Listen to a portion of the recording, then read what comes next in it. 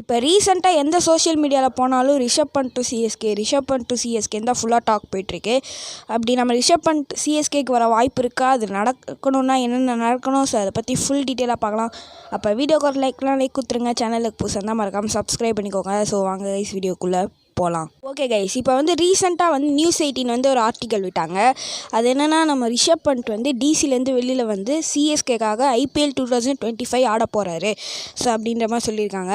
இல்லை எனக்கு என்ன ஒன்று புரியலன்னா, டிசியை விட்டு வெளியில் வர போகிறாரு ஓகே, ஆனால் எப்படி சிஎஸ்கேக்கு தான் வருவாருன்னு நீங்கள் சொல்கிறீங்க தான் எனக்கு சத்தியமாக புரியல. அது ஏன்னா இந்த வருஷன்றது ட்ரேட் அப்படின்றது ஒன்றும் இல்லை. ஸோ அடுத்த மெகா ஆக்ஷனுக்கு ட்ரேட் அப்படின்றது ஒன்றும் இல்லை.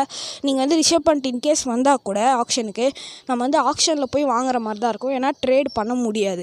ஸோ அப்படி இருந்தும் எப்படி நீங்கள் சிஎஸ்கேக்கு தான் வருவீன்னு சொல்கிறீங்கன்னு எனக்கு சத்தியமாக புரியல. இதுக்கு நடுவில் ஒரு டிசி அஃபீஷியல் இல்லை இது டெல்லியை விட்டுலாம் ரிஷப் பண்ட் போக மாட்டார், ஸோ எங்களோட ஃபர்ஸ்ட் ரீட்டனே அவராக தான் இருப்பார் அப்படின்னு வேறு சொல்லியிருக்காரு. ஓகே கைஸ், இப்போ நம்ம ரிஷப் பண்ட் சிஎஸ்கேக்கு வர என்னென்னலாம் சான்ஸ் இருக்குதுன்னு பார்க்கலாம். அதுக்கு மேலே சிஎஸ்கே என்னென்ன பண்ணணுன்றதை பார்க்கலாம்.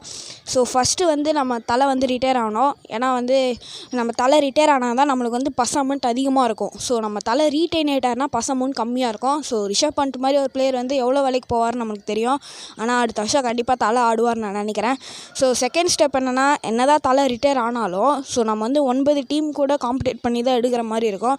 ஸோ ஒரு பஞ்சாப் டிசி மாதிரி டீம்ஸுக்கெலாம் நிறைய அமௌண்ட் இருக்கும். ஸோ அது ரிஷப் பண்ட்டை வாங்குறது கூட லைட்டாக கஷ்டம்தான். ஆனால் இதில் என்ன ஒன்றுனா, யார் சிஎஸ்கே டீமுக்கு வந்தாலும் சரி, ரிஷப் பண்ட்டே இருந்தாலும் சரி, ருத்ராஜ் கேப்டன்சியில் தான் ஆடுற மாதிரி இருக்கும். ஏன்னா நம்ம தலை கான்ஃபிடென்ஸாக ருத்ராஜ்கிட்ட கொடுத்துருக்காரு.